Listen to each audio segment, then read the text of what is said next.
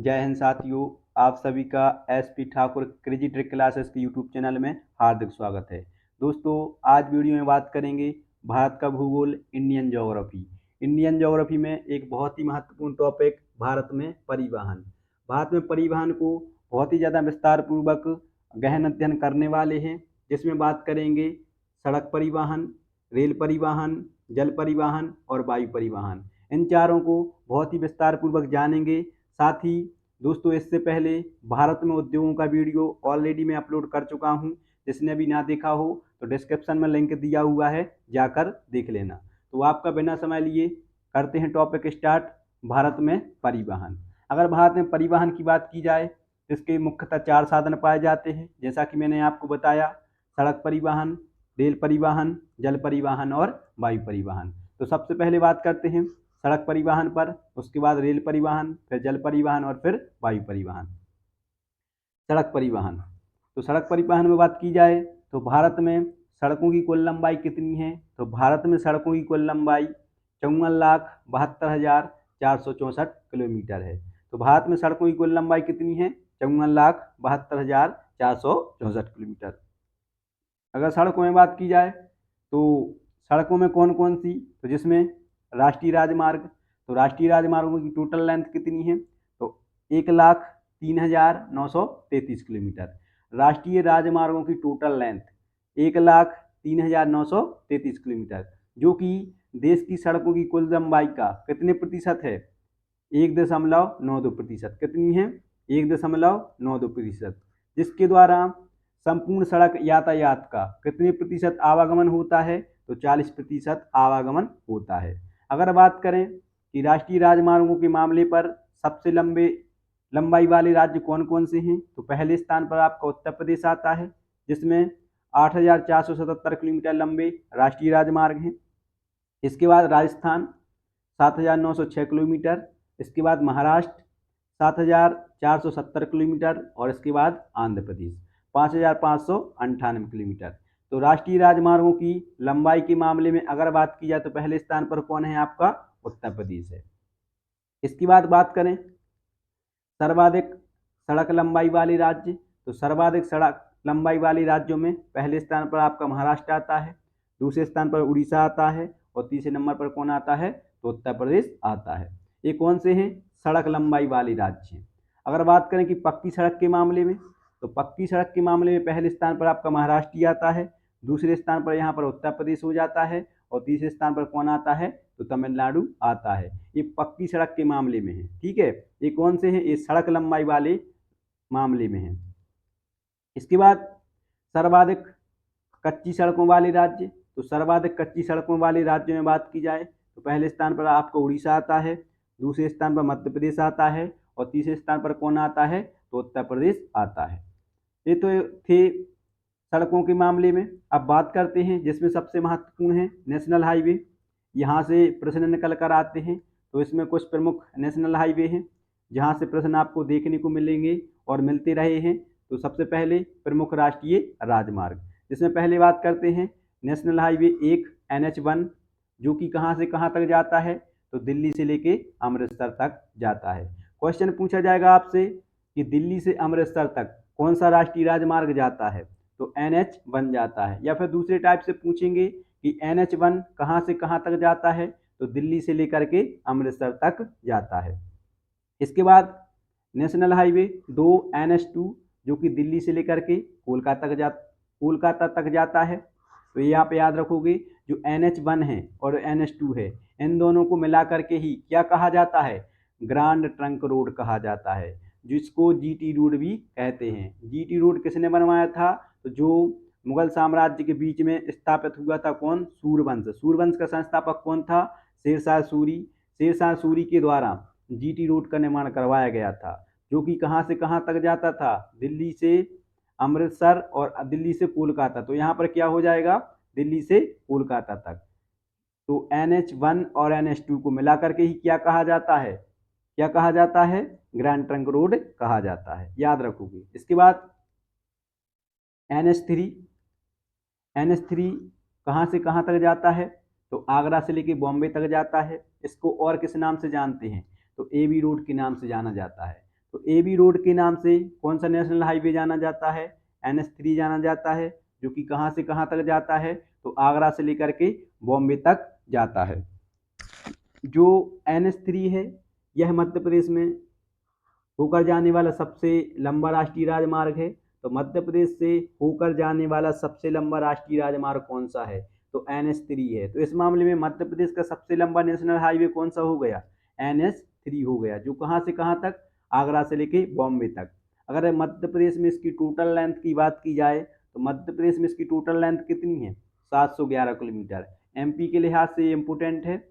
मध्य प्रदेश में अगर बात की जाए कि कौन कौन से जिलों से होकर के जाता है, तो मध्य प्रदेश में यह है ग्वालियर, शिवपुरी, गुना, देवास और इंदौर से होकर जाता है। कौन? NH3, जिसको और किस नाम से जानते हैं? तो AB रोड के नाम से भी जानते हैं। इसके बाद NH4 जो कि मुंबई से लेके चेन्नई तक जाता है। इसके बाद NH5 जो कि चेन्नई से लेके कोलकाता तक जाता है। इसके बाद NH6 जो कि कोलकाता से लेकर के मुंबई तक जाता है। तो ये याद रखोगे, NH4 Mumbai to Chennai, NH5 Chennai to Kolkata, NH6 Kolkata to Mumbai. इसके बाद NH7 जो कि वाराणसी से लेकर के कन्याकुमारी तक जाता है, जिसकी टोटल लेंथ दी हुई है वो इम्पोर्टेंट है, पूछे जाते हैं परीक्षाओं में। तो NH7 की टोटल लेंथ कितनी है? 2369 किलोमीटर। अगर बात की जाए कि जो NH7 है यह मध्य प्रदेश में किन किन जिलों से होकर के जाता है, तो मध्य प्रदेश में यह रीवा, कटनी, जबलपुर और सिवनी से होकर के जाता है। मध्य प्रदेश में NH7 की टोटल लेंथ कितनी है? तो 504 किलोमीटर है। इसके बाद NH44 इम्पोर्टेंट है क्योंकि यह भारत का सबसे लंबा राष्ट्रीय राजमार्ग है, जो कि जम्मू कश्मीर से लेकर के कन्याकुमारी तक जाता है। तो पहला क्वेश्चन पूछा जाता है कि भारत का सबसे लंबा राष्ट्रीय राजमार्ग कौन सा है? तो NH44 है, जो कि कहाँ से कहाँ तक जाता है? जम्मू कश्मीर से लेकर के कन्याकुमारी तक जाता है। इसकी टोटल लेंथ कितनी है? तो कुल लंबाई से भी क्वेश्चन पूछा जाएगा, क्योंकि सबसे लंबा है भारत का। तो 3745 किलोमीटर। तो 3745 किलोमीटर लंबा राष्ट्रीय राजमार्ग कौन सा है? NH44 है, जो कि भारत का सबसे लंबा राष्ट्रीय राजमार्ग है। अगर बात की जाए जो NH44 है यह भारत के कितने राज्यों से होकर के जाता है? तो भारत के कुल 11 राज्यों से होकर के जाता है। कितने राज्यों से होकर के जाता है? 11 राज्यों से होकर के जाता है। अब वो 11 राज्य कौन कौन से हैं उनको भी देख लेते हैं। जम्मू कश्मीर, उसके बाद पंजाब, हरियाणा, दिल्ली, उत्तर प्रदेश, मध्य प्रदेश, महाराष्ट्र, तेलंगाना, आंध्र प्रदेश, कर्नाटक। कर्नाटक पर यहाँ के रुक जाएंगे। क्यों रुक जाएंगे? क्योंकि कर्नाटक में एक फैक्ट है कि सबसे कम लंबाई कर्नाटक में रहती है। किसकी? NH44 की। NH44 की सबसे कम लेंथ कहाँ पर रहती है? तो कर्नाटक में रहती है। कितनी रहती है? तो 125 किलोमीटर रहती है। इसके बाद तमिलनाडु, तो तमिलनाडु में भी एक आपको फैक्ट याद रखना है कि तमिलनाडु में NH44 की सबसे अधिक लंबाई रहती है। कितनी रहती है? तो 627 किलोमीटर रहती है। ठीक है। इसके बाद ये था आपका NH44। NH44 के बाद NH8 जो कि दिल्ली से लेकर के मुंबई तक जाता है। NH9 जो कि पुणे से लेकर के मछलीपट्टनम आंध्र प्रदेश तक जाता है। और NH10 जो कि आपका दिल्ली से लेके फजलका पंजाब तक जाता है। तो ये थे प्रमुख इम्पोर्टेंट। अब बात करते हैं जो अन्य हैं। तो अन्य में बात की जाए तो यहाँ से ही प्रश्न मिलेंगे आपको देखने को। NH24 जो कि दिल्ली से लेकर के लखनऊ तक जाता है। तो NH24 कहाँ से कहाँ तक जाता है? दिल्ली से लेकर के लखनऊ तक जाता है। अब इसमें जो NH47A है, पहले यह भारत का सबसे छोटा राष्ट्रीय राजमार्ग हुआ करता था, लेकिन अब इससे एक छोटा और बन गया है NH548 जो कि महाराष्ट्र में है, जिसकी टोटल लेंथ कितनी है? Only 5 kilometre. तो भारत का अगर सबसे छोटा नेशनल हाईवे पूछा जाए तो NH548 है, जो कि महाराष्ट्र में है, जिसकी टोटल लेंथ कितनी है? Only 5 kilometre. जो NH47A है ये भारत का दूसरा सबसे छोटा हो गया है। कौन सा हो गया है? दूसरा सबसे छोटा हो गया है, जो केरल के वेलिंगटन द्वीप पर स्थित है, जिसकी टोटल लेंथ ओनली कितनी है? 6 किलोमीटर। ये कौन सा दूसरा सबसे छोटा। पहला तो आपका कौन सा है, NH 548 है। भारत में जानते हैं कि सड़कों का सर्वाधिक घनत्व कौन से राज्य में रहता है, तो भारत में सड़कों का सर्वाधिक घनत्व केरल में होता है। और अगर बात की जाए कि सबसे कम, न्यूनतम, तो न्यूनतम कहाँ पर रहता है, जम्मू कश्मीर में। क्वेश्चन याद रखोगे कि भारत में सड़कों का सर्वाधिक घनत्व कौन से राज्य में रहता है, तो केरल में रहता है। और सबसे कम, तो सबसे कम आपका कहाँ पर रहता है, जम्मू कश्मीर में रहता है। इसके बाद विश्व का सबसे ऊंचा सड़क मार्ग, तो विश्व का सबसे ऊंचा सड़क मार्ग लेह श्रीनगर मार्ग है, जिसकी ऊंचाई कितनी है, तो 5,555 फीट है। 5,555 फीट पर स्थित लेह श्रीनगर मार्ग विश्व का सबसे ऊंचा सड़क मार्ग है। इसे 2006 में NH1D घोषित किया गया है। तो नेशनल हाईवे 1D विश्व का सबसे ऊंचा सड़क मार्ग है, जिसको नेशनल हाईवे 1D कब घोषित किया गया था, 2006 में घोषित किया गया था। जो कहाँ से कहाँ तक है, तो लेह से लेकर श्रीनगर मार्ग को कहा जाता है। इसके बाद NH31 जो कि एकमात्र राष्ट्रीय राजमार्ग जो पूर्वोत्तर राज्यों को शेष भारत से जोड़ता है। तो पूर्वोत्तर राज्यों को शेष भारत से जोड़ने वाला एकमात्र राष्ट्रीय राजमार्ग कौन सा है, तो NH31 है। यह उन्नाव उत्तर प्रदेश से लेकर के असम तक जाता है। तो याद रखोगे NH31 national highway 31। National highway 31 कहाँ से कहाँ तक जाता है, तो उन्नाव उत्तर प्रदेश से लेकर के असम तक जाता है। अब बात करें कि देश की सबसे लंबी सड़क सुरंग की, तो जिसकी लंबाई कितनी है, 9.2 किलोमीटर है, जिसको चेन्नानी नासरी सुरंग, चेन्नानी नासरी सुरंग है, जो कहाँ पर है, जम्मू कश्मीर में है। यह देश की सबसे लंबी सड़क सुरंग है, जिसकी टोटल लेंथ कितनी है, 9.2 किलोमीटर है। यह NH44 का हिस्सा है। अप्रैल 2017 में प्रधानमंत्री नरेंद्र मोदी द्वारा इसे देश को समर्पित किया गया। तो चेन्नानी नासरी सुरंग का उद्घाटन किसके द्वारा किया गया था, नरेंद्र मोदी के द्वारा किया गया था। कब किया गया था, तो अप्रैल 2017 में किया गया था। और कौन सी नेशनल हाईवे पर है, तो NH44 पर यह स्थित है, देश की सबसे लंबी सड़क सुरंग। भारत का सबसे लंबा सड़क सेतु या ब्रिज कौन सा है, तो भूपेन हजारिका है, जो कहाँ पर है, तो असम में है। तो भारत का सबसे लंबा सड़क सेतु भूपेन हजारिका सेतु कहाँ पर, असम में है, जिसकी टोटल लेंथ, कुल लंबाई कितनी है, तो 9.15 किलोमीटर। इसके बाद बात की जाए कि यह कौन सी नदी पर है, तो लोहित नदी, जो कि ब्रह्मपुत्र नदी की सहायक नदी है। तो भारत का सबसे लंबा सड़क सेतु कौन सी नदी पर है, ब्रह्मपुत्र की सहायक नदी लोहित नदी पर है। अब बात करते हैं कि सड़कों से संबंधित प्रमुख परियोजनाओं के ऊपर, क्योंकि मैंने आपको कहा है कि इस टॉपिक से संबंधित, परिवहन से संबंधित जितने भी फैक्ट हैं, जितनी भी योजनाएं हैं, सबको एक ही वीडियो में डिस्कस करवाने वाला हूँ। तो प्रमुख सड़क परियोजनाएं, सबसे पहले इसमें स्वर्णिम चतुर्भुज परियोजना।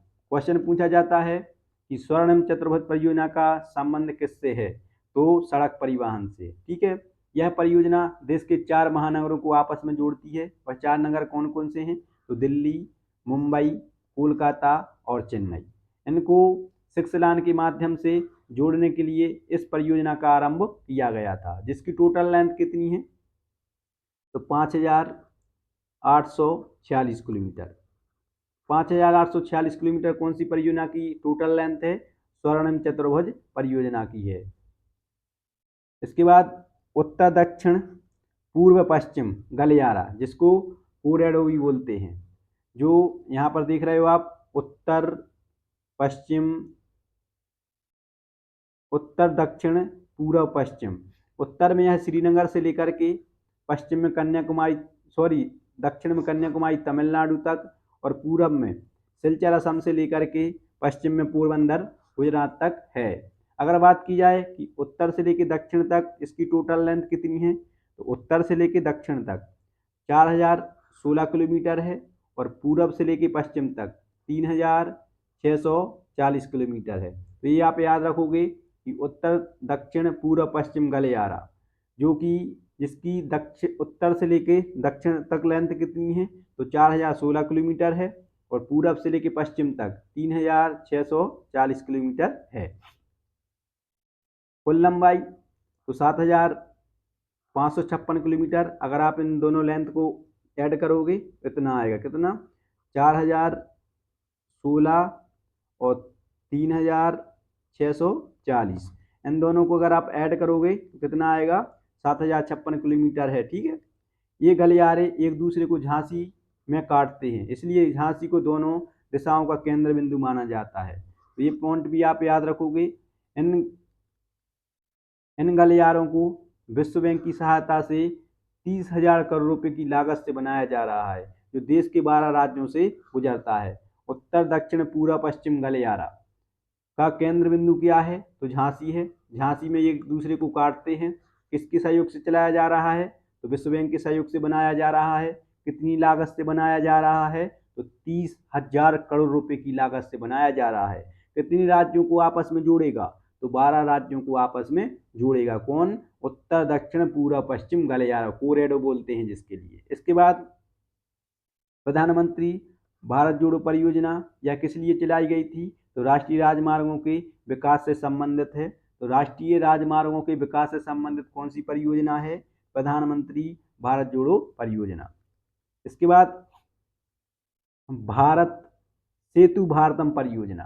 सेतु भारतम परियोजना कब चलाई गई थी, तो 4 मार्च 2016 को चलाई गई थी। पहला तो यहाँ से डेट ही पूछ लेते हैं डायरेक्ट, कि जैसे सेतु भारतम परियोजना कब आरंभ की गई, तो 4 मार्च 2016 को आरंभ की गई थी। अब इसका लक्ष्य क्या था, तो 2019 तक सभी राष्ट्रीय राजमार्गों को रेलवे क्रॉसिंग से मुक्त कराना है। तो कितने तक इसका टारगेट रखा गया था, ये भी पूछ लेते हैं कि सेतु भारतम परियोजना ने अपना लक्ष्य सभी राष्ट्रीय राजमार्गों को रेलवे क्रॉसिंग से मुक्त कराने का रखा था, तो 2019 तक का रखा था। देश का सबसे बड़ा एक्सप्रेस वे क्या है, तो आगरा से लखनऊ तक का जो एक्सप्रेस वे है वह सबसे बड़ा है। कितना बड़ा है, तो 302 किलोमीटर लंबा है। 21 नवंबर 2016 को लड़ाकू विमानों की लैंडिंग के साथ ही उत्तर प्रदेश एक ऐसा अनूठा राज्य बन गया है जहां एक्सप्रेस वे पर लड़ाकू विमान उतारे गए। तो ये याद रखोगे आप, जो कि हरकुलिस उत्तर प्रदेश से मंगाए गए, यूएसए से आए थे। हरकुलिस यूएसए से लड़ाकू विमान कब, 21 नवंबर 2016 को, कहां पर, उत्तर प्रदेश में लैंडिंग कराए गए थे।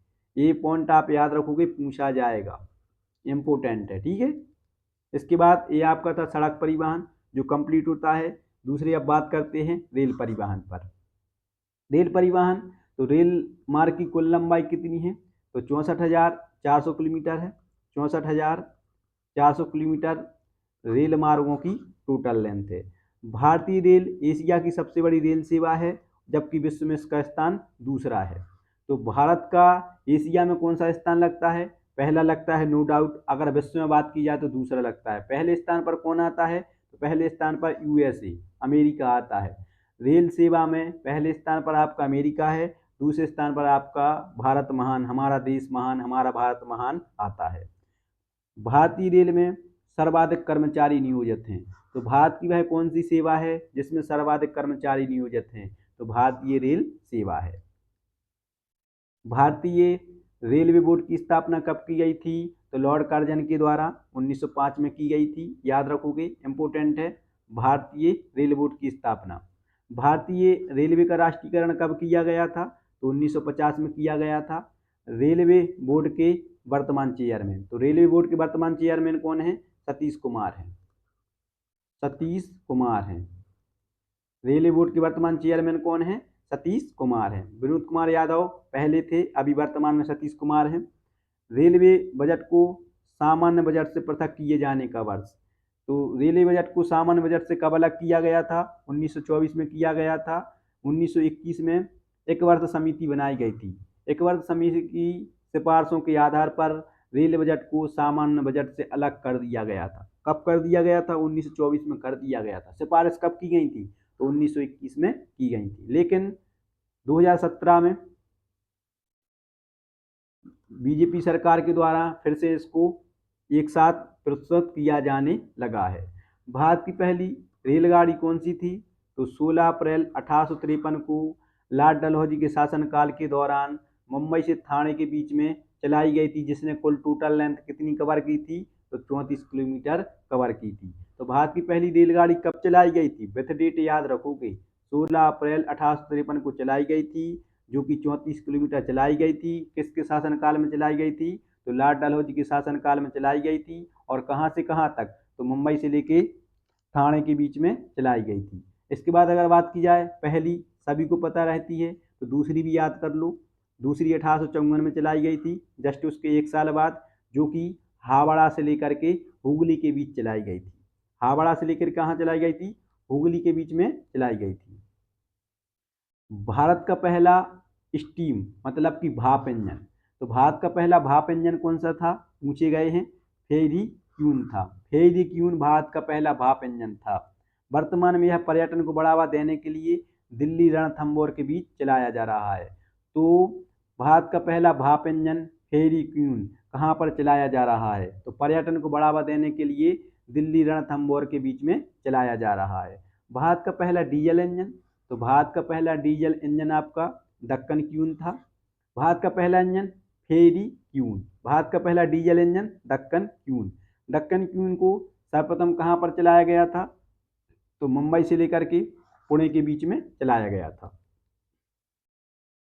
भारत का पहला इलेक्ट्रिक इंजन जो विद्युत से चलाया गया था वह लोकमान्य था। लोकमान्य को 1925 में मुंबई से लेकर कुर्ला के बीच में चलाया गया था, इसलिए मुंबई कुर्ला देश का पहला विद्युतीकृत रेल मार्ग है। अब उसमें कोई डाउट वाली बात नहीं है, अगर पहला रेलवे ने अपना इलेक्ट्रिक इंजन मुंबई से लेकर कुर्ला के बीच में चलाया है, तो मुंबई से कुर्ला के बीच में ये पहला रेल मार्ग ही होगा जो विद्युतीकरण हुआ होगा, जिसके कारण ही तो यहाँ पर रेल इलेक्ट्रिक इंजन चलाया गया है। और इलेक्ट्रिक इंजन का नाम क्या है? तो लोकमान्य।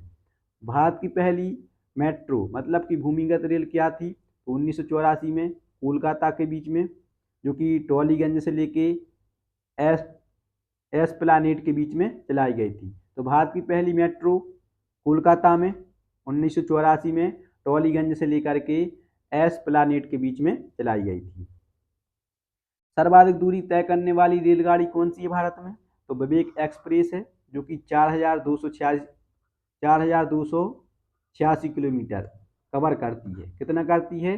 4,286 किलोमीटर। भारत की सर्वाधिक दूरी तय करने वाली रेलगाड़ी है विवेक एक्सप्रेस, जो कि डिब्रूगढ़ से लेकर के कन्याकुमारी तक जाती है। डिब्रूगढ़ कहाँ पर है? तो असम में है। दूसरी सर्वाधिक दूरी तय करने वाली रेलगाड़ी कौन सी है? तो जम्मू कश्मीर से लेकर कन्याकुमारी तक जाती है हिमसागर एक्सप्रेस, जो कितनी दूरी तय करती है? तो 3,726 किलोमीटर दूरी तय करती है। पहले स्थान पर विवेक एक्सप्रेस, दूसरे स्थान पर हिमसागर एक्सप्रेस। सर्वाधिक तेज गति की रेलगाड़ी, तो सर्वाधिक तेज गति से चलने वाली रेलगाड़ी कौन सी है? वंदे भारत है, जो कि 180 किलोमीटर प्रति घंटा की रफ्तार से चलती है। तो ये फैक्ट हैं, अति महत्वपूर्ण है, याद रखोगे। सर्वाधिक दूरी तय करने वाली विवेक एक्सप्रेस, दूसरी सर्वाधिक दूरी तय करने वाली हिमसागर, सबसे तेज गति से वंदे भारत। दूसरी तीव्र गति की रेलगाड़ी तो गतिमान एक्सप्रेस है। ये पहले वंदे भारत के पहले फर्स्ट स्थान पर थी, लेकिन अब वंदे भारत आ गई है, जो कि 180 किलोमीटर पर आवर चलती है। ये 160 किलोमीटर प्रति घंटा की रफ्तार से चलती है गतिमान एक्सप्रेस। पहली शताब्दी एक्सप्रेस दिल्ली से लेकर के भोपाल के बीच में चली थी। तो पहली शताब्दी एक्सप्रेस किस किस के बीच में चलाई गई थी? दिल्ली से लेकर के भोपाल के बीच में चलाई गई थी। पहली राजधानी एक्सप्रेस दिल्ली से लेकर के मुंबई के बीच में चलाई गई थी। मीटर गेज पर चलने वाली पहली रेलगाड़ी क्या थी? तो मीटर गेज पर चलने वाली पहली रेलगाड़ी पिंक सिटी एक्सप्रेस थी, जो कि दिल्ली से लेकर जयपुर के बीच में चलाई गई थी। तो याद रखोगे, मीटर गेज पर चलने वाली पहली रेलगाड़ी कौन सी थी? पिंक सिटी एक्सप्रेस थी, जो कि दिल्ली से लेकर के जयपुर के बीच में चलाई गई थी। भारत का सबसे लंबा रेलवे प्लेटफॉर्म कौन सा है? तो गोरखपुर उत्तर प्रदेश में है, जिसकी अगर बात की जाए लंबाई की तो कितनी है? 4,483 फीट। 4,483 फीट लंबा भारत का सबसे लंबा रेलवे प्लेटफॉर्म कौन सा है? तो गोरखपुर उत्तर प्रदेश का है। सबसे बड़ा रेलवे यार्ड तो मुगलसराय उत्तर प्रदेश का है, जिसका नया नाम क्या कर दिया गया है? तो पंडित दीनदयाल उपाध्याय कर दिया गया है। ये भी क्वेश्चन पूछा जा चुका है। कि पंडित दीनदयाल उपाध्याय के नाम से कौन से रेलवे यार्ड का नाम किया गया था, तो मुगलसराय का किया गया था, जो कहाँ पर है, उत्तर प्रदेश में है। सबसे बड़ा रेलवे पुल तो वेम्बनाड सेतु है, जो कि केरल में है, जिसकी अगर बात की जाए लेंथ की तो 4620 मीटर, 4620 मीटर यह लंबा है। सबसे लंबी रेलवे सुरंग, तो सबसे लंबी रेलवे सुरंग कौन सी है, कांजीगुंड है बनिहाल में। कौन सी, कांजी गुंड बनिहाल में है, जो कि जम्मू कश्मीर में है, जिसकी लंबाई कितनी है, 11.2 किलोमीटर है। देश का व्यस्ततम रेल मार्ग, तो देश का सबसे व्यस्ततम रेल मार्ग कौन सा है, मुंबई हावड़ा रेल मार्ग है। मुंबई हावड़ा रेल मार्ग देश का सबसे व्यस्ततम रेल मार्ग है। इसके बाद पूर्णतः विद्युतीकृत रेल मार्ग कौन सा है, तो पूर्णतः विद्युतीकृत रेल मार्ग आपका दिल्ली से लेकर के हावड़ा के बीच में है। नैरो गेज का सबसे बड़ा जंक्शन, तो नैरो गेज का सबसे बड़ा जंक्शन कौन सा है, नैनपुर मंडला मध्य प्रदेश है। नैनपुर मंडला नैरो गेज का सबसे बड़ा जंक्शन है, ये आप याद रखोगे। और कौन से राज्य में है, तो मध्य प्रदेश राज्य में है। अब बात करते हैं विभिन्न रेलवे ट्रैक की चौड़ाई, कि कौन से रेलवे ट्रैक की कितनी चौड़ाई रहती है, यहाँ से ये प्रश्न निकल कर आते हैं। तो ब्रॉड गेज की कितनी लंबाई रहती है, तो 1.67 मीटर। मीटर गेज की 1 मीटर रहती है, और नैरो गेज की, जो कि सबसे छोटा होता है, 0.762 मीटर रहती है। अब यहाँ से प्रश्न तो आते ही आते हैं, लेकिन जो रेलवे जोन है और मुख्यालय है, यहाँ से ही बहुत ज़्यादा प्रश्न निकल कर आते हैं। तो ये भी आप याद रखोगे कि अगर रेलवे जोनों की बात की जाए तो कुल संख्या कितनी है, 18 है। तो एक साइड आपके रेलवे जोन और एक साइड आपके मुख्यालय। उत्तर रेलवे, तो उत्तर रेलवे का मुख्यालय क्या है, दिल्ली है। भारत का सबसे बड़ा रेलवे जोन, तो भारत का सबसे बड़ा रेलवे जोन कौन सा है, उत्तर रेलवे है। दक्षिण रेलवे का मुख्यालय क्या है, तो चेन्नई है। पश्चिम रेलवे का मुंबई है। जो पश्चिम रेलवे है, इसका पुराना नाम क्या था, चर्च गेट था, जिसका अब नया नाम क्या कर दिया गया है, तिलक टर्मिनल कर दिया गया है। तो तिलक टर्मिनल कौन से रेलवे का नाम है, पश्चिम रेलवे का नाम है, जिसका मुख्यालय कहाँ पर है, तो मुंबई में है। इसके बाद मध्य रेलवे, तो मध्य रेलवे का मुख्यालय भी कहाँ पर है, मुंबई में है, जिसका पुराना नाम विक्टोरिया टर्मिनल था, जिसको आज वर्तमान में छत्रपति शिवाजी टर्मिनल के नाम से जानते हैं। तो पश्चिम रेलवे मुंबई में, मध्य रेलवे मुंबई में।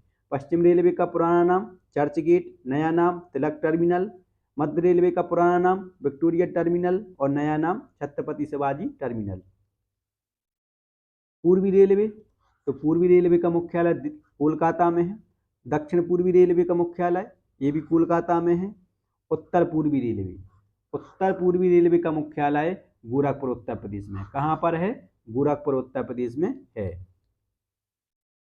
उत्तर पूर्वी सीमांत रेलवे, तो उत्तर पूर्वी सीमांत रेलवे का मुख्यालय मालेगांव गुवाहाटी असम में है। दक्षिण मध्य रेलवे का मुख्यालय सिकंदराबाद में है। पूर्वी मध्य रेलवे का मुख्यालय हाजीपुर बिहार में है। उत्तर पश्चिम रेलवे का मुख्यालय जयपुर राजस्थान में है। पूर्वी तटवर्ती रेलवे का मुख्यालय भुवनेश्वर उड़ीसा में है। इसके बाद उत्तर मध्य रेलवे का मुख्यालय प्रयागराज में है। दक्षिण पश्चिम रेलवे का मुख्यालय हुबली कर्नाटक में है। ये पूरा आपको याद करने का सेक्शन है, इसका सिर्फ रट्टा लगा लेना। पश्चिम मध्य रेलवे का मुख्यालय जबलपुर मध्य प्रदेश में है, यहाँ से प्रश्न निकल कर भी आते हैं। दक्षिण पूर्वी मध्य रेलवे का मुख्यालय बिलासपुर छत्तीसगढ़ है, और कोलकाता मेट्रो का मुख्यालय कोलकाता है। कोलकाता मेट्रो का मुख्यालय कहाँ पर है, कोलकाता में है। और दक्षिण तटवर्ती रेलवे का मुख्यालय विशाखापट्टनम आंध्र प्रदेश में है। तो ये थे आपके 18 जोन। अब बात करते हैं 3 सबसे बड़े रेलवे जोन की। तो उत्तर रेलवे जो भारत का सबसे बड़ा रेलवे जोन है, जिसकी टोटल लेंथ 9,968 किलोमीटर, जिसका मुख्यालय दिल्ली में है। पश्चिम रेलवे दूसरे स्थान पर आता है, जिसकी टोटल लेंथ 6,182 किलोमीटर, जो कि मुंबई में है। और तीसरा दक्षिण मध्य रेलवे, जिसकी टोटल लेंथ 5,803 किलोमीटर है, जो कि सिकंदराबाद में है। अब बात करें कि सबसे छोटा रेलवे जोन, तो कोलकाता मेट्रो है, जिसकी टोटल लेंथ 24.5 किलोमीटर है। कितनी है टोटल लेंथ? 24.5 किलोमीटर है, जो कि देश का सबसे छोटा रेलवे जोन है। अब बात करते हैं परियोजनाओं से संबंधित जो रेलवे में परियोजनाएं चलाई जा रही हैं। तो सबसे पहले कोंकण रेलवे परियोजना। तो कोंकण रेलवे परियोजना कब चलाई गई थी? 1998 में चलाई गई थी। कौन कौन से राज्य शामिल थे? तो महाराष्ट्र, जो कि इसका सबसे बड़ा साझेदार था, गोवा, केरल और कर्नाटक। टोटल लेंथ की बात की जाए तो 760 किलोमीटर, 760 किलोमीटर। तो कोंकण रेलवे परियोजना के शुभारंभ कब किया गया था? 1998 में। जिसका सबसे बड़ा साझेदार कौन है? महाराष्ट्र है, और अदर्स में गोवा, केरल और कर्नाटक। टोटल लेंथ 760 किलोमीटर। यह रेलवे लाइन रोहा महाराष्ट्र से मंगलूर कर्नाटक तक जाती है। कहाँ तक जाती है? रोहा महाराष्ट्र से लेकर के मंगलौर कर्नाटक। इस परियोजना के अंतर्गत 6.5 किलोमीटर लंबी कारबुडी सुरंग महाराष्ट्र का निर्माण किया गया है। तो कारबुडी सुरंग, कारबुडी सुरंग कहाँ पर है?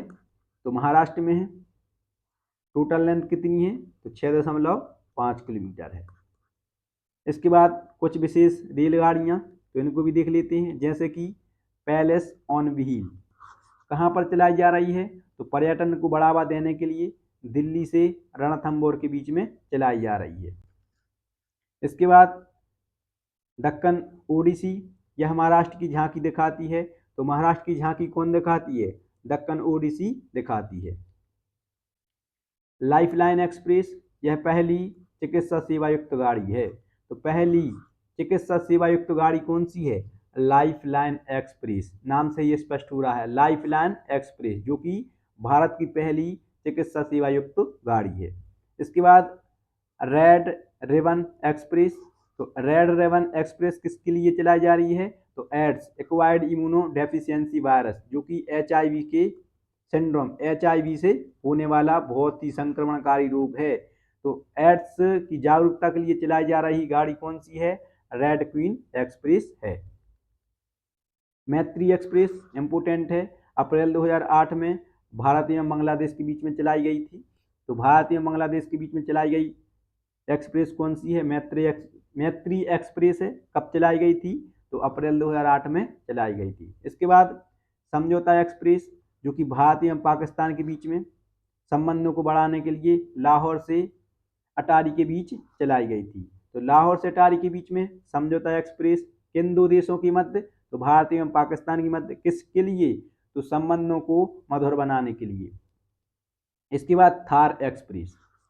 तो थार भारत एवं पाकिस्तान के मध्य यह भी चलाई गई थी, जो कि बाड़मेर राजस्थान से लेकर के खूकरा पार सिंध के बीच चलाई गई। अब बात करते हैं यूनेस्को की सूची में शामिल जो भारतीय रेलवे हैं, उनको देख लेते हैं। तो यूनेस्को द्वारा भारत के 4 रेल मार्गों को विश्व विरासत सूची में शामिल किया गया है। तो ये 4 आप याद रखोगे, जिसमें पहले बात करते हैं दार्जिलिंग हिमालयन रेलवे, जिसको खिलौना गाड़ी के नाम से भी जानते हैं, टॉय रेल, टॉय रेल मतलब कि खिलौना गाड़ी। इसे शामिल किए जाने का वर्ष, तो दार्जिलिंग हिमालयन रेलवे को 1999 में यूनेस्को की विश्व धरोहर सूची में शामिल किया गया था। और यह रेल मार्ग कहाँ से कहाँ तक है? तो न्यू जलपाईगुड़ी से लेकर के दार्जिलिंग तक 88 किलोमीटर तक लंबा है। बहुत ही प्राकृतिक मनोरम है, इसलिए इसको यूनेस्को की विश्व धरोहर सूची में शामिल किया गया है। इसके बाद यहाँ स्थित घुम स्टेशन भारत का सबसे ऊंचा रेलवे स्टेशन है। तो भारत का सबसे ऊंचा रेलवे स्टेशन कहाँ पर है? तो दार्जिलिंग हिमालयन रेलवे में है। ठीक है, जिसकी ऊंचाई कितनी है? तो 2298 मीटर ऊंचाई है। अब दूसरा बात करें जो यूनेस्को की विश्व धरोहर सूची में शामिल है, तो नीलगिरी माउंटेन रेलवे, जो कि कन्नूर से लेकर कूटी तक 46 किलोमीटर लंबा है। इसे यूनेस्को में कब शामिल किया गया था? तो 2005 में शामिल किया गया था, और दार्जिलिंग को 1999 में। इसके बाद कालका शिमला रेलवे, तो इसको टोटल लेंथ बात की जाए तो 95.57 किलोमीटर है, शामिल किए जाने का वर्ष, तो यूनेस्को को इसको 2008 में शामिल किया गया था। छत्रपति शिवाजी टर्मिनल मुंबई में है और इसको कब शामिल किया गया था, तो 2004 में शामिल किया गया था। इसके बाद ये आपका रेल परिवहन की बात करते हैं, जल परिवहन की। तो जल परिवहन देश में लगभग 14,500 किलोमीटर लंबी 9 संचालन मार्ग हैं। तो जल परिवहन के कुल कितने संचालन मार्ग हैं? 9 हैं, जिनकी टोटल लेंथ कितनी है? तो 14,500 किलोमीटर है। अंतर्देशीय जलमार्ग प्राधिकरण कहाँ पर है? तो अंतर्देशीय जलमार्ग प्राधिकरण नोएडा उत्तर प्रदेश में है, जिसकी स्थापना कब की गई थी? तो 7 अक्टूबर 1986 को की गई थी। अब बात करते हैं राष्ट्रीय जलमार्गों की। तो इनकी कुल संख्या कितनी है? 6 है। राष्ट्रीय जलमार्गों की कुल संख्या कितनी है? 6 है। तो देख लेते हैं। नेशनल वाटर हाईवे, तो नेशनल वाटर हाईवे 1 जो कि गंगा नदी पर है, जिसकी टोटल लेंथ कितनी है? तो 1620 किलोमीटर, 1620 किलोमीटर। तो नेशनल वाटर हाईवे 1 कौन सी नदी पर है? गंगा नदी पर है। भारत का सबसे लंबा राष्ट्रीय जलमार्ग है, जिसकी स्थापना कब की गई थी? तो 1986 में की गई थी। कहाँ से कहाँ तक जाता है? तो इलाहाबाद से लेकर के हल्दिया पश्चिम बंगाल तक जाता है। तो भारत का पहला नेशनल वाटर हाईवे जो कि गंगा नदी पर 1620 किलोमीटर, भारत का सबसे लंबा, 1986 में इसकी स्थापना की गई थी, इलाहाबाद से लेकर हल्दिया पश्चिम बंगाल तक जाता है। नेशनल वाटर हाईवे 2 यह ब्रह्मपुत्र नदी पर है, जिसकी टोटल लेंथ 891 किलोमीटर है। यह सादिया असम से लेकर के घुबरी असम तक जाता है, जिसकी टोटल लेंथ कितनी है? तो 891 किलोमीटर। स्थापना की बात की जाए कि इसकी फाउंडेशन कब किया गया था? तो 1988 में इसकी स्थापना की गई थी। कब की गई थी? 1988 में। नेशनल वाटर हाईवे 2 ब्रह्मपुत्र नदी पर। पहला national water highway first Ganga नदी पर। नेशनल वाटर हाईवे 3 जो कि कोल्लम से लेकर के कोट्टापुरम तक जाता है, जिसकी टोटल लेंथ 205 किलोमीटर है और यह नहरों पर बना हुआ है। पहला गंगा नदी पर, दूसरा ब्रह्मपुत्र पर और तीसरा नहरों पर। इसके बाद नेशनल वाटर हाईवे 4 जो कि गोदावरी एवं कृष्णा नदियों पर फैला है। तो गोदावरी एवं कृष्णा नदियों पर कौन सा नेशनल वाटर हाईवे फैला हुआ है? 4 फैला हुआ है। जो कहाँ से कहाँ तक जाता है? तो काकीनाडा से लेकर के मरक्कम तक जाता है, जिसकी टोटल लेंथ कितनी है? तो 1095 किलोमीटर, 1095 किलोमीटर।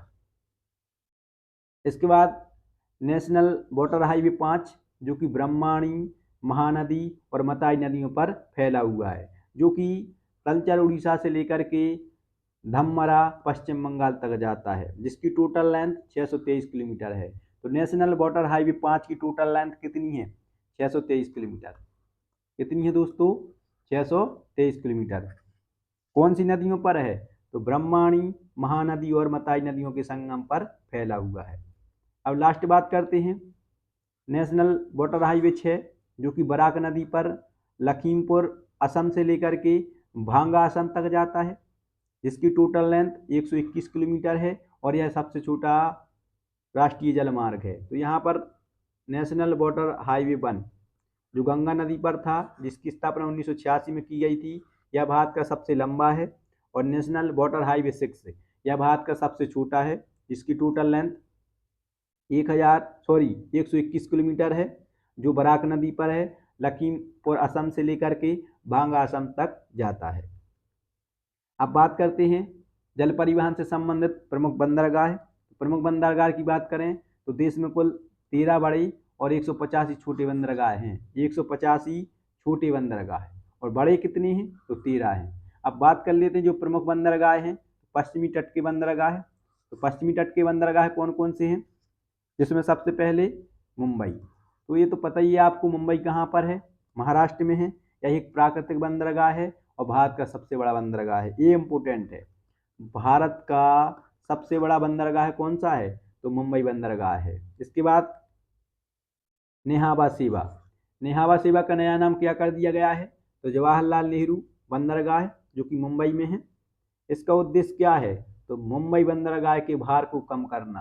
तो मुंबई बंदरगाह के भार को कम करने के लिए कौन से बंदरगाह का विकसित किया गया है? कौन से बंदरगाह को विकसित किया गया है? नेहावा सेवा बंदरगाह, जिसका नाम क्या है? जवाहरलाल नेहरू बंदरगाह है। कहाँ पर है? तो मुंबई में है। आध्यात्मिक सुविधाओं से युक्त बंदरगाह है, तो आध्यात्मिक सुविधाओं से युक्त बंदरगाह कौन सा है? नेहावा सेवा बंदरगाह है। इसके बाद कांडला बंदरगाह कहाँ पर है? तो गुजरात में है। कांडला बंदरगाह का नया नाम क्या कर दिया गया है? तो दीनदयाल उपाध्याय बंदरगाह कर दिया गया है। क्या कर दिया गया है? दीनदयाल उपाध्याय बंदरगाह। कौन से बंदरगाह का नाम कर दिया गया है? तो कांडला बंदरगाह का नाम कर दिया गया है। कहाँ पर है यह? तो यह गुजरात में है। कहाँ पर है? गुजरात में है। इसके बाद बात करते हैं कांडला बंदरगाह, यह ज्वारीय बंदरगाह है। ठीक है, तो ज्वारीय बंदरगाह कौन सा है? कांडला बंदरगाह है। इसे कराची बंदरगाह की कमी को पूरा करने के लिए विकसित किया गया था। तो कराची बंदरगाह की कमी को पूरा करने के लिए कौन सी बंदरगाह की स्थापना की गई थी? कांडला बंदरगाह की स्थापना की गई थी। यह और किस प्रकार का बंदरगाह है? तो ज्वारीय बंदरगाह है। कौन सा है दोस्तों? ज्वारीय बंदरगाह है। यहाँ पर सरकार ने मुक्त व्यापार क्षेत्र स्थापित किया है। तो भारत का वह कौन सा बंदरगाह है जहाँ पर सरकार ने मुक्त व्यापार क्षेत्र, मुक्त व्यापार क्षेत्र विकसित किया है? तो वह कौन सा है? कांडला बंदरगाह है। इसके बाद कांडला के बाद में बात करेंगे मरमा गोवा बंदरगाह। नाम से ये स्पष्ट हो रहा है, गोवा में है। यहाँ से जापान को लौह अयस्क का निर्यात किया जाता है। तो जापान के लिए लौह अयस्क का निर्यात कौन से बंदरगाह से किया जाता है? मरमा गोवा बंदरगाह से किया जाता है, जो कि कहाँ पर है? गोवा में है। कहाँ पर है? गोवा में। इसके बाद न्यू मंगलोर बंदरगाह, जो कि कर्नाटक में है। कर्नाटक की कद्रेमुख खान से निकलने का जो लोहा होता है वह निर्यात कर दिया जाता है। कद्रेमुख, कद्रेमुख किसके लिए जानी जाती है? लोहे उत्पादन के लिए जानी जाती है। कहाँ पर है? तो कर्नाटक में है। इसके बाद कोच्चि बंदरगाह, जो कि केरल में है। वेलिंगटन द्वीप पर स्थित यह दूसरा प्राकृतिक बंदरगाह है। तो कोच्चि बंदरगाह कौन से द्वीप पर स्थित है? वेलिंगटन द्वीप पर स्थित है। इसके बाद बात करते हैं पूर्वी तट के बंदरगाह। तो पूर्वी तट के बंदरगाह में सबसे पहले कोलकाता, बताइए आपको, पश्चिम बंगाल में है। नदीपत्तन है, जो हुगली नदी पर स्थित है। तो नदीपत्तन बंदरगाह कौन सा है? कोलकाता बंदरगाह है। कौन सी नदी पर है? तो हुगली नदी पर है। कोलकाता में सबसे महत्वपूर्ण नदी ही कौन सी है? हुगली नदी है। इस बंदरगाह पर जल स्तर को बढ़ाने के लिए फरक्का बैराज का निर्माण किया गया है। तो कौन से बंदरगाह का जल स्तर बढ़ाने के लिए फरक्का बैराज का निर्माण किया गया है? कोलकाता बंदरगाह। कौन सी नदी पर है? तो हुगली नदी पर है। कहाँ पर है? तो पश्चिम बंगाल में। किस प्रकार का बंदरगाह है? तो नदीपत्तन बंदरगाह है। इसके बाद हल्दिया बंदरगाह पश्चिम बंगाल में है। पारादीप बंदरगाह उड़ीसा में है। विशाखापट्टनम बंदरगाह आंध्र प्रदेश में है। इसकी सबसे महत्वपूर्ण विशेषता है कि यह भारत का सबसे गहरा बंदरगाह है। तो भारत का सबसे गहरा बंदरगाह कौन सा है? विशाखापट्टनम बंदरगाह है। कहाँ पर है? तो आंध्र प्रदेश में है। यह एक चट्टान डॉल्फिन नोच के कारण पूर्णतः सुरक्षित है। तो भारत का वह कौन सा बंदरगाह है जो कि डॉल्फिन नोच के कारण सुरक्षित है? तो विशाखापट्टनम बंदरगाह है। डॉल्फिन नोच क्या है? एक चट्टान है। ठीक है, ये क्वेश्चन ही पूछा जा सकता है। इसके बाद चेन्नई बंदरगाह तमिलनाडु है। यह पूर्वी तट का प्राचीनतम बंदरगाह है। तो पूर्वी तट का प्राचीनतम बंदरगाह कौन सा है? चेन्नई बंदरगाह है। एन्नौर बंदरगाह है। एन्नौर बंदरगाह कहाँ पर है? तो तमिलनाडु में है। इसका नया नाम क्या कर दिया गया है? तो के कामराज, के कामराज। कांग्रेस के बहुत ही बड़े दिग्गज नेता हुए हैं के कामराज। के कामराज के नाम पर एन्नौर बंदरगाह का नाम कर दिया गया है। ठीक है, यह देश का सबसे बड़ा कंप्यूटराइज बंदरगाह है। तो देश का सबसे बड़ा कंप्यूटराइज बंदरगाह कौन सा है? के कामराज है। ठीक है, यह देश का प्रथम निजी क्षेत्र में स्थापित बंदरगाह है। तो देश का प्रथम निजी क्षेत्र में स्थापित बंदरगाह कौन सा है? एन्नौर बंदरगाह है, जो कहाँ पर है? तो तमिलनाडु में है। जिसका नया नाम क्या कर दिया गया है? तो के कामराज बंदरगाह कर दिया गया है। इसके बाद तूतीकोरिन बंदरगाह कहाँ पर है? तो तमिलनाडु में है। जिसका नाम क्या कर दिया गया है? थिरुवी ओ चिदम्बरम। क्या कर दिया गया है? चिदंबरनार कर दिया गया है। ठीक है, नया नाम थिरुवीओ चिदंबरनार कर दिया गया है। देश का दक्षिणतम बंदरगाह तो धनुषकोडी बंदरगाह है जो कि तमिलनाडु में है। याद रखोगे, देश का दक्षिणतम बंदरगाह कौन सा है? धनुषकोडी बंदरगाह है। कहाँ पर है? तो तमिलनाडु में है। ये था आपका जल परिवहन। अब इसके बाद में बात करते हैं वायु परिवहन पर। तो वायु परिवहन ये आपका लास्ट ही होगा। वर्तमान में भारत में कुल 25 अंतर्राष्ट्रीय हवाई अड्डे हैं। याद रखोगे, भारत में कुल कितने अंतर्राष्ट्रीय हवाई अड्डे हैं? तो 25 हैं। जिसमें बात करते हैं प्रमुख हवाई अड्डों पर, तो छत्रपति शिवाजी महाराज हवाई अड्डा। यहाँ से सीधा सीधा प्रश्न आता है कि महाराज छत्रपति शिवाजी हवाई अड्डा कहाँ पर है? तो मुंबई में है। जिसका पुराना नाम क्या था? सांतराकुंज एयरपोर्ट। हवाई अड्डा मतलब एयरपोर्ट, तो सांतराकुंज हवाई अड्डा का नाम बदल के क्या कर दिया गया है? छत्रपति शिवाजी महाराज हवाई अड्डा कर दिया गया है। इंदिरा गांधी एयरपोर्ट दिल्ली में है, जिसका पुराना नाम पालम एयरपोर्ट था। याद रखोगे कि पालम एयरपोर्ट का नया नाम क्या कर दिया गया है? इंदिरा गांधी एयरपोर्ट कर दिया गया है। कहाँ पर है? तो दिल्ली में है। देश का व्यस्ततम हवाई अड्डा, देश का व्यस्ततम हवाई अड्डा कौन सा है? इंदिरा गांधी एयरपोर्ट है। अन्ना एयरपोर्ट नाम से ये स्पष्ट है, चेन्नई में है। पुराना नाम क्या था इसका? तो पुराना नाम मीनाबक्कम एयरपोर्ट, मीनाबक्कम। तो मीनाबक्कम एयरपोर्ट कौन सी एयरपोर्ट का पुराना नाम था? अन्ना एयरपोर्ट का पुराना नाम था। इसके बाद नेताजी सुभाष चंद्र बोस एयरपोर्ट कहाँ पर है? तो कोलकाता में है। जिसका पुराना नाम क्या था?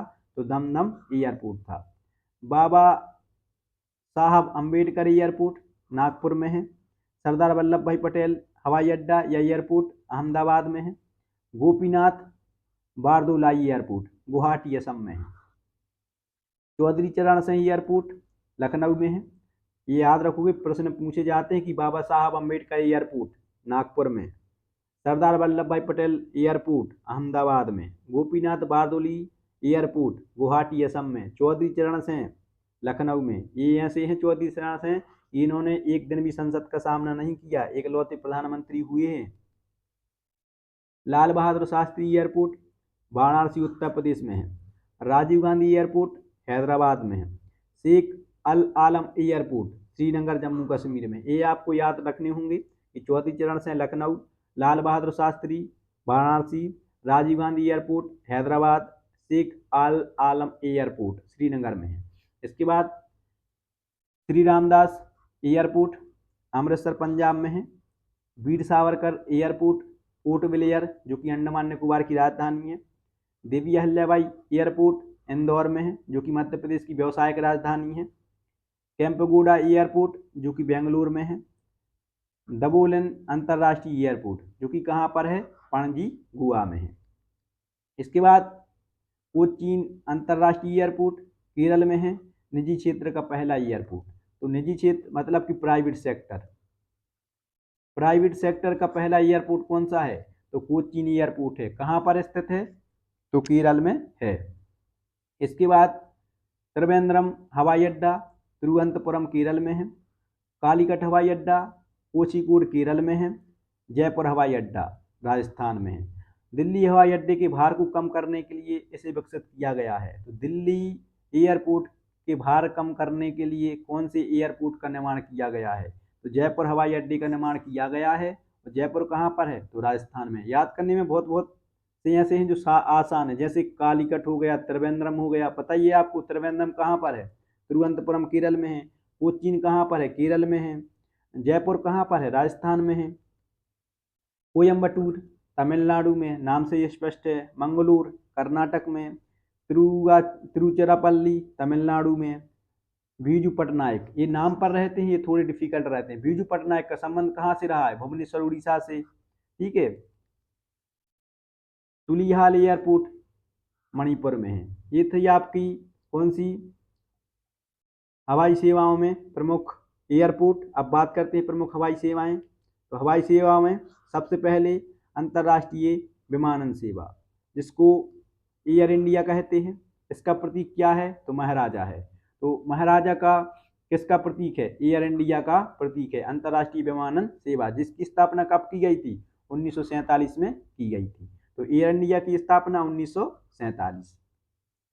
घरेलू विमानन सेवा, तो इंडियन एयरलाइंस घरेलू विमानन सेवा है जिसका नया नाम इंडियन है, INDIAN इंडियन है, जिसकी स्थापना 1953 में की गई थी। इसका प्रतीक क्या है? तो कोणार्क का सूर्य मंदिर है, वह इंडियन एयरलाइंस का प्रतीक है। जो अंतर्राष्ट्रीय विमान सेवा एयर इंडिया है उसका प्रतीक क्या है? तो महाराजा है। भारत की पहली हेलीकॉप्टर सेवा तो पवन हंस हेलीकॉप्टर लिमिटेड है, जो कि 1985 में शुरू की गई थी। अब अन्य तथ्यों में बात करते हैं।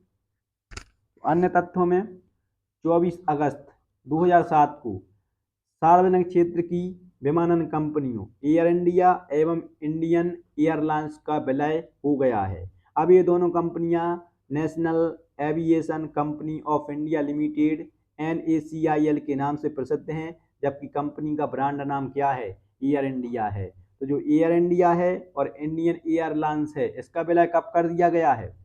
24 अगस्त 2007 को कर दिया गया है। किस कंपनी के तहत? तो national aviation company of India limited के तहत। और अब इसका ब्रांड नाम भी क्या है? तो ब्रांड नाम ज्यों की त्यों है, एयर इंडिया है। 1981 में देश में घरेलू उड़ान के लिए वायुदूत नामक तीसरे निगम की स्थापना की गई थी, जिसे बाद में इंडियन एयरलाइंस में मिला दिया गया। तो वायुदूत को इंडियन एयरलाइंस में कब मिला दिया गया था? 1981 में तो इसकी स्थापना की गई थी। ठीक है, तो ये आप याद रखोगे कि वायुदूत को किसमें मिला दिया गया है? तो इंडियन एयरलाइंस में मिला दिया गया है। इसके बाद भारतीय विमानपत्तन प्राधिकरण AAI, जिसकी स्थापना कब की गई थी? तो 1 अप्रैल 1995 को की गई थी। तो भारतीय विमानपत्तन प्राधिकरण की स्थापना कब की गई थी? 1995 में की गई थी। यह प्राधिकरण देश में अंतर्राष्ट्रीय एवं घरेलू हवाई अड्डों का प्रबंधन करता है। अगर बात की जाए कि टोटल एयरपोर्ट तो 126 हैं, जिसमें इंटरनेशनल 25, डोमेस्टिक 84 और आर्मी 17 हैं। तो आर्मी एयरपोर्ट 17, डोमेस्टिक मतलब घरेलू 84 और अंतर्राष्ट्रीय 25 हैं। टोटल कितने हैं? 125 हैं। तो दोस्तों ये थी आपकी भारत में परिवहन, जिसको बहुत ही विस्तार पूर्वक, जैसा कि मैंने कहा था। अब इसके बाद नेक्स्ट बात करेंगे वीडियो में भारत की प्रमुख जनजातियों पर। अगर आप सभी के लिए वीडियो अच्छा लगता है, जानकारी अच्छी लगती है, तो वीडियो को जितना आपसे बने उतना ज़्यादा शेयर करना, चैनल को सब्सक्राइब करना और कमेंट बॉक्स में ज़रूर बताना कि आपको किस टॉपिक पर ऐसे ही वीडियो चाहिए। तो चलिए दोस्तों, आई होप, मैं आशा करता हूँ कि आप सभी के लिए जानकारी अच्छी लगी होगी। अगर आप सभी के लिए जानकारी अच्छी लगी हो तो वीडियो को लाइक और चैनल को सब्सक्राइब कीजिएगा। मिलते हैं आप सभी को नेक्स्ट वीडियो में, तब तक आप सभी के लिए जय हिंद।